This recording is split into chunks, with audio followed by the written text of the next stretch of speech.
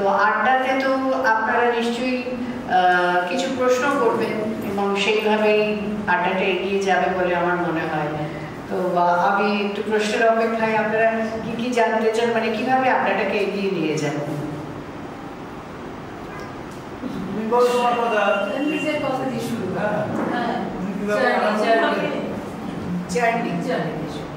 Journey একদম ছোটবেলা থেকে যদি শুরু করি, ছোটবেলায় এটা আমি অনেক ইন্টারভিউতেই বলেছি যে ছন্দ, ছড়া এইসবের প্রতি আমার বাবা মা খেয়াল করতেন যে আমার একটা সহজাত আকর্ষণ আছে। মানে ছোট বাচ্চারা একটা সময় অবধি আমি দেখেছি অনেক বাচ্চারা এখন যেমন বাবা মারা মোবাইল দেখিয়ে দেখিয়ে তাদের খাওয়ান বা তাদের চুপ করান, একটা বাচ্চাকে কন্ট্রোল করেন, সেটা সবসময় মোবাইল ওরিয়েন্টেড। তো আমরা যখন বড় হয়েছি বাবা মারা সেই কখনো ছড়ার গান বা ছড়া এইসব বলে বলে কিন্তু আমাদের দুষ্টুমিগুলোকে শান্ত করেছেন। আমি যেটা বড় হয়ে জেনেছি যে বাবা বা মা আমাকে যখন কোনো ছড়া পড়ে শোনাতেন তখন আমি চুপ করে সেটা শুনতাম। মানে খুব ছোটবেলা থেকেই ওই বিষয়টার প্রতি আমার একটা ইন্টারেস্ট বাবা মা এভাবে লক্ষ্য করেছিলেন। এমনিতে আমি কখনোই খুব দুষ্টু ছিলাম না। আমি যে খুব কান্নাকাটি করতাম, খুব দুষ্টুমি করতাম এরকম জেনেছি। মোটামুটি ছোটবেলা থেকেই আমি বাধ্য, যত বড় হতে থাকি কোনোদিনই আমাকে খুব বাবা মাকে বলতে হয়নি এটা করো, পড়তে বসো, পড়া মুখস্থ করো, হোমওয়ার্ক করো, কোনোদিনই বলতে হয়নি। বরং বলতে হয়েছে অনেক পড়াশুনো করেছো, এবার বাড়িতে গেস্ট এসছে তাদের সঙ্গে একটু গল্প করো। হ্যাঁ, মানে আমি এতটাই শুনেছি। এবং আমার মা বলেন যে পাড়া কালচারের মধ্যে বড় হয়ে ওঠা, আমাদের কোয়ার্টারের পাশের বাড়িতে হয়তো বিয়ে বাড়ি, পুরো ফ্ল্যাট শুদ্ধ, সবাই নতুন বউ এসেছে, নতুন বউ দেখতে নেমে পড়েছে, সবাই হই হই করছে, আমি কিন্তু আমার পড়ার টেবিলে বসে আছি। তো এটা নিয়ে সবাই আমার মাকে বলতো, বাবা মায়াদি আপনার কি ভাগ্য, আপনার ছেলে আর মেয়ে দুজনেই এত মানে পারফেক্ট, এত কিছুর মধ্যে কোনো কিছুতে তারা নেই, তারা গিয়ে পড়াশোনা করছে। মানে এটা কিন্তু আমার সত্যি কথা, আমার ভাইও সেই রকমই ছিল। ও অবশ্য একটু খেলাধুলোর দিকে ইন্টারেস্ট বেশি ছিল এবং এটা আমার মনে আছে। আমার ভাই দুটো পড়ার টেবিল ছিল, আমার ভাই পড়ছে আর পড়তে পড়তে হঠাৎ আমি দেখছি আমার ভাই মুখে মুখে ওভার বাউন্ডারি মারছে। এরকম করে এটা ওভার বাউন্ডারি মারলো, মানে প্রথমে বুঝতে পারিনি ওটা কি। ও পড়ছে, পড়তে পড়তে এরকম একটা করছে, তা আমি ভাবছি এটা কি করছে।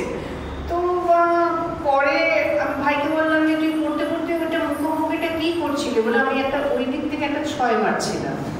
হ্যাঁ, মানে ওর মাথার মধ্যে সারাক্ষণ ওই ক্রিকেটটা বা ফুটবলটা, খুব ভালো ফুটবল খেলতো, ওই ফুটবলটা ওর মাথার মধ্যে সারাক্ষণ ছিল, খেলা।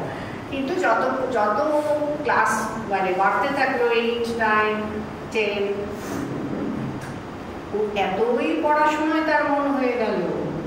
মানে ওকে সারা রাত ধরে পড়তো। আমাদের বাড়িতে যিনি আমার মাকে হেল্প করতেন রান্নাবান্নার কাজে, সে উঠেও তাকে, মানে আমার ভাইকে অভিনয় বিনয় করেছে, এমন আমরা শুনেছি এবার তুমি ঘুমিয়ে পড়ো। মানে ও ঘুমোতে পারছে না, আমার ভাইয়ের পড়ার টেবিলের পাশে তো শোবার জায়গা, ও আমার ভাই সারা রাত পড়ে যাচ্ছে।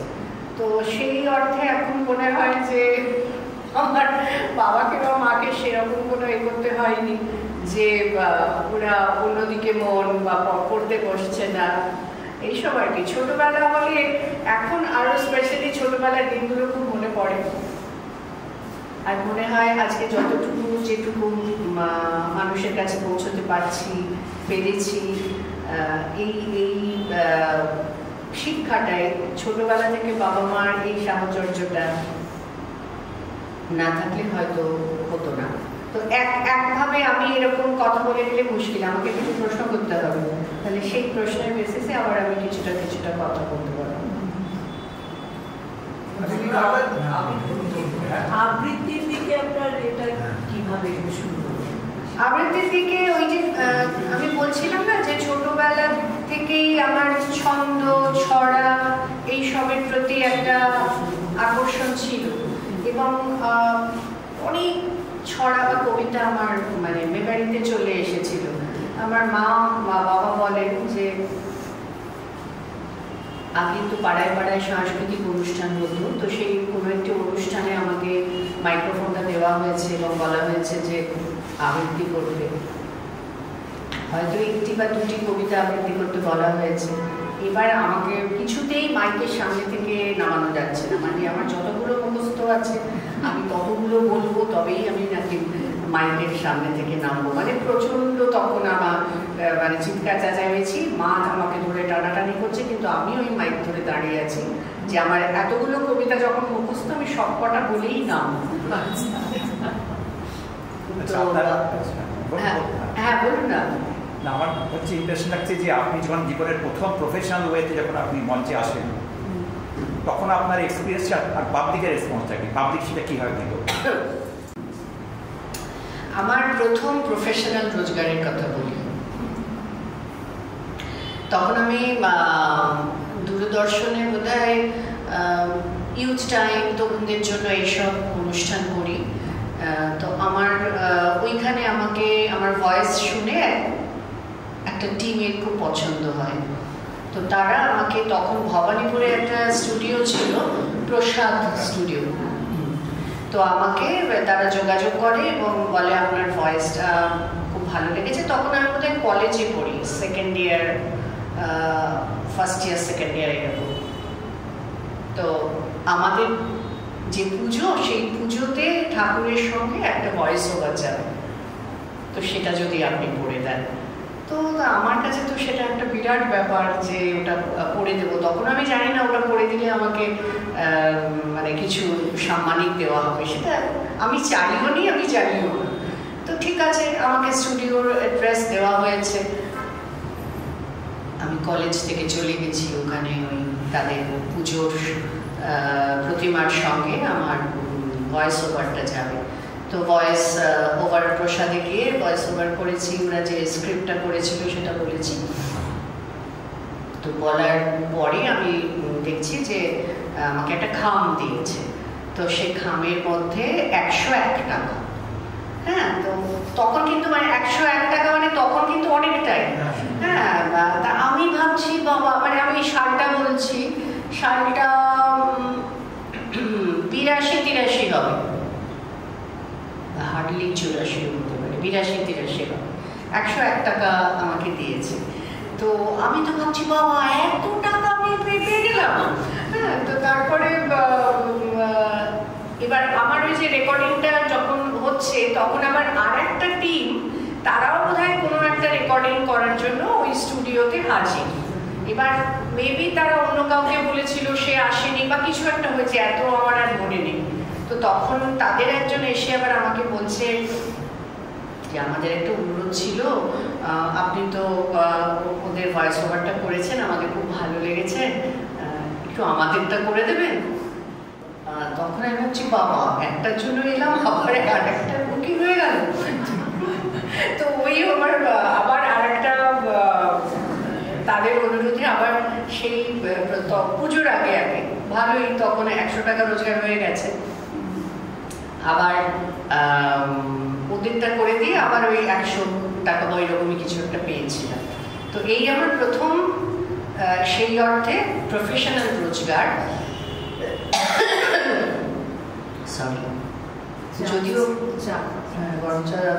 সেটা আবৃত্তির জন্য না, ভয়েস ওভারের জন্য।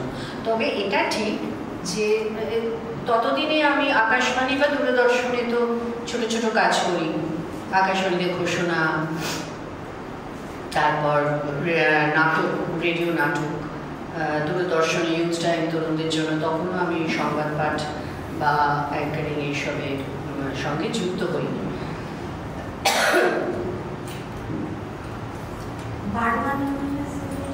একটা সংবাদ পাঠ আমি আবৃত্তির আগে বলি, সংবাদ পাঠ আর অ্যাঙ্কারিং এর পরীক্ষার একটা খুব মজার কাহিনী আছে, গল্প, সত্যি কথা, গল্প তো নয়। অডিশন দিতে গেছি দূরদর্শনে, জগন্নাথ বসু আকাশবাণীতে তখন নাট্য নির্দেশনা, নাট্য পরিচালক, ড্রামা সেকশনে উনি হেড, নাটকের অডিশনে আমি পাশও করেছি, নাটক করি। তো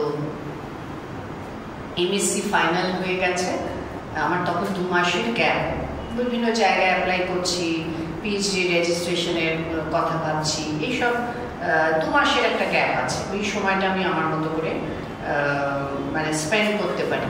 তো জগন্নাথ আমায় বললেন যে ব্রতজি তুমি দূরদর্শনে একবার অডিশন দাও না, নিউজ রিডিং, অ্যাঙ্কারিং এগুলোর জন্য, তুমি তো এখন ফ্রি আছো। তো দূরদর্শনে আমি অ্যাপ্লাই করলাম অডিশনের জন্য। আচ্ছা, এবারে দুটোতেই অ্যাপ্লাই করলাম, সংবাদ পাঠ এবং সঞ্চালিকা। তো প্রথমে সঞ্চালিকা ঘটনাটা বলি। আমাকে স্টুডিও ডাকা হয়েছে। এবার মেন স্টুডিওতে ঢোকার আগে দরজার কাছে যখন আমি এসেছি, বা যে কোনো যারা অ্যাপিয়ার করবেন, অ্যাপ্লাই করেছেন, তারা যখন দরজার কাছে আসছেন, একটা স্ক্রিপ্ট দিয়ে দেওয়া হচ্ছে, যে স্ক্রিপ্টটা আপনাকে পড়তে হবে ক্যামেরার সামনে, সেটা পড়তে হবে। আর ওখানে এক্সটার্নাল বা ইন্টারনাল যারা আছেন, যারা সিলেক্ট করবেন, তারা কিছু প্রশ্ন করবেন, ভাইভা, কোনো রিটার্ন পরীক্ষা নয়, ভাইভা। আর ওই স্ক্রিপ্টটা পড়তে হবে। স্ক্রিপ্টে দেখছি দূরদর্শনের একটা অনুষ্ঠান সূচি দেওয়া আছে। তো অনুষ্ঠান সূচিটা হাতে পেয়ে আমার মনে হচ্ছে, বাবা এ তো কমন প্রশ্ন পেয়ে গেলাম। যখন থেকে ব্ল্যাক অ্যান্ড হোয়াইট টিভি এসছে, আমাদের বাড়িতে টিভি এসছিল শুরুর দিকে। তো শাশ্বতী দিয়ে চৈতালি দিয়ে অ্যানাউন্স করতেন, আর ওনাদের অ্যানাউন্সমেন্ট আমার খুব ভালো লাগতো। আর ওই তখন ওই শাটার দেওয়া একটা ছিল, টেলিভিশন স্ক্রিন, করে শাটার খুলে সবসময় দেখা হতো না, মা বাবা ঠিক করে দিয়েছে এই সময়টাই দেখতে পারবে। হ্যাঁ, তো আমার ভাইয়ের যেমন সময় দেওয়া ছিল দেশ বিদেশের খেলা, ওটা আমার ভাই দেখতে পারবে। আমি কোনটা আমার ইন্টারেস্ট, আমার নিউজ খুব ইন্টারেস্ট লাগতো, নিউজ পড়া, তো আমি ওইটা দেখতে পারবো। সিনেমা তো দেখতেই পারবে না, হিন্দি সিনেমার তো কোনো কথাই নেই। হ্যাঁ, এরকম বলা ছিল এই সময়টাই তোমরা দেখতে পারবে, পারমিশন নিয়ে তবে টিভি খোলা। তো আমি ওই দেখতাম শাশ্বতী চৈতালি দিয়ে নমস্কার, কলকাতা দূরদর্শন, অনুষ্ঠান শুরু হচ্ছে ব্যান্ডার চ্যানেল 4, এরকম রোজ বলে বলে শুরু করতে না সব। তো ওইটা শুনে শুনে আমার তো মুখস্থ হয়ে গেছে। আমি আবার আয়নার সামনে এমনি নিজে থেকেই, কোনো যে ইচ্ছে কখনো যে করবো এরকম না, ওই শাশ্বতী দিয়ে চৈতালি দিয়ে যেরকম করে বলতেন, আমি আবার আয়নার সামনে ওইভাবে নিজে নিজে বলতাম। হ্যাঁ, এটা নিজে থেকেই, যে আমি অডিশন দেবো বলে কিছু নয়, আমার ভালো লাগতো, আমি ঠিক ওইরকম করে বলতাম। ও মা, অডিশন অনেক পরে যখন অডিশন দেবো বলে গেছি, এটা তো শুরুর দিকের কথা বলছি, আমি যখন অডিশন দেবো বলে গেছি, আমি দেখছি স্ক্রিপ্ট যেটা দিয়েছে তো শুরুতে ওই ওপেনিং অ্যানাউন্সমেন্টটাই দিয়েছে, ওটা তো আমার মুখস্থ, ঠিক আছে। এইবারে যে যে অনুষ্ঠানগুলো দিয়েছে সেগুলো আমি জানি, এই সময় ক্লোজ আপ, এই সময় দেশ বিদেশের খেলা, এই সময় নিউজ দিয়ে একটা অনুষ্ঠানের পরপর পরপর চার্ট দিয়েছে। এবার আমি জাস্ট ওটা দেখে নিলাম, 7টায় এটা, 6:30টায় এটা, এইখানে সাহিত্য সংস্কৃতি, এই দিয়ে ট্রান্সলেশন শেষ হচ্ছে পুরোটাই। মানে জাস্ট আমার পড়ার সময় ছিল 3 মিনিট, 2-3 মিনিট, 4 মিনিট, তারপরে ওই ফ্লোরের মধ্যে আমাকে ঢুকিয়ে দেবো। তো আমি ফ্লোরের মধ্যে ঢুকে গেলাম, এরকম ক্যামেরা নিয়ে বসে আছেন একজন, আমাকে এরকম একটা ঠিক এইরকমই চেয়ার দেওয়া হলো, সামনে এরকম ক্যামেরা।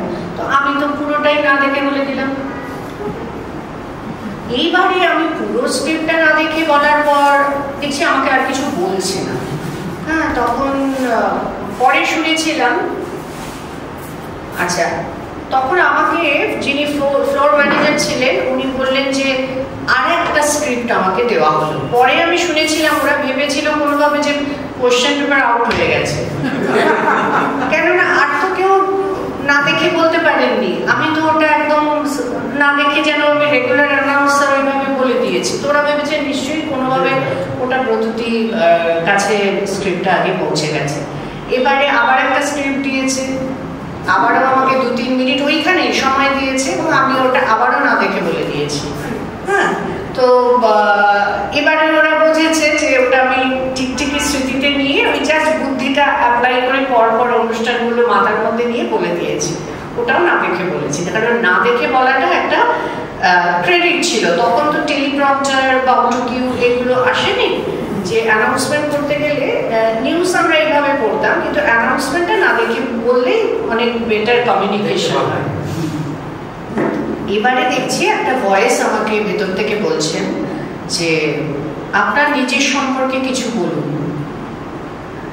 এইবার আমি বুঝতে পারলাম এটা আমার কাছে একটা বিরাট, মানে এখনো আমার ভাবতে কিরকম লাগে, যে ওই ভয়েসটি ছিল বসন্ত চৌধুরীর। মানে এরকম বিশিষ্ট জন তখন দূরদর্শন বা আকাশবাণী থেকেও হয়তো বা এক্সটার্নাল হিসেবে যেতেন, যারা ওই সিলেকশনে থাকতেন। তো ওনার ভয়েস, যেহেতু আমি রেগুলার রেডিও নাটক শুনতাম ছোটবেলা থেকে, বাড়িতে ওই অভ্যেসটা, আমি সব ভয়েস আইডেন্টিফাই করতে পারতাম, কোনটা জগন্নাথ দা, কোনটা শঙ্কর ঘোষ, কোনটা সর্বেষ্ঠা দাশগুপ্ত, শ্যামলিদি তো পারতামই, হ্যাঁ, অজিতেশ বন্দ্যোপাধ্যায় তো পারতামই, বসন্ত চৌধুরী তো পারতামই। মানে এই ভয়েসগুলো আমরা রেডিও নাটক, স্বপনদা বা প্রীতম যারা আছেন, আমাদের জেনারেশনে যারা আছেন বুঝতে পারবেন, আমরা তো রেডিও নাটক শুনে শুনে বড় হয়েছি, সুতরাং ভয়েস আইডেন্টিটিটা আমাদের কাছে মানে করতে কোনো অসুবিধা হয় না। তো সেটা যখন আমি খুব থ্রিল্ড যে বসন্ত চৌধুরী নেক্সট এ বলছেন, তো আমাকে প্রশ্ন করলেন আপনি বলুন। তো এবার এই প্রশ্নটা এই কারণেই করেছিলেন যে আমি কতটা ফ্লুয়েন্টলি ব্যাপারটা বলতে পারি। তো আমি ভাবছি যে আমাকে বললেন আপনি নিজের সম্পর্কে বলুন। তখন আমার নিজের সম্পর্কে আমি কি বলতে পারি, আমি তো তখন একটা একদম ইয়াং একটি মেয়ে, তাই আমি ভাবলাম এই আজকের মতোই আমি একদম ছোটবেলা থেকে শুরু করলাম। এবার ছোটবেলা থেকে শুরু করলে তাও অনেকটা স্প্যান অবধি আমি বলে যেতে পারবো, কেননা যতক্ষণ না ওনারা থামতে বলবেন আমি কিন্তু থামতে পারবো না, আমাকে বলে যেতে হবে। আমি কন্টিনিউয়াস কতটা বলে যেতে পারছি সেইটাই টেস্ট করা হবে আর কি। তো ছোটবেলা থেকে কথা বলতে শুরু করলাম, এই করেছি ওই করেছি, প্রথম আবৃত্তি কোনটা করেছি, কোথায় কোন আবৃত্তি প্রথম কম্পিটিশনে করে প্রাইজ পেয়েছি, এইসব বলতে বলতে তারপর তো সে যাই হোক আমাকে থামানো হলো।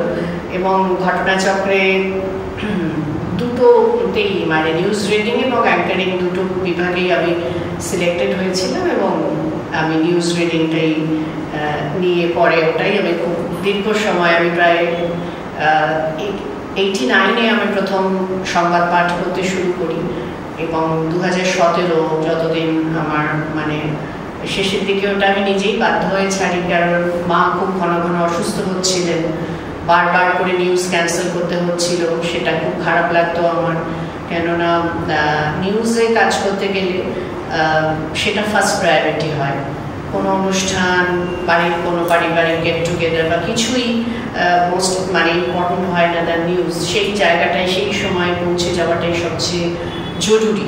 তো প্রায় 89 থেকে 17 অনেকটা পথ, তো অত বছর আমি নিউজ পড়েছি, এবং আমার নিউজ পড়ার এগুলো বলছি, আমি প্রথম আমার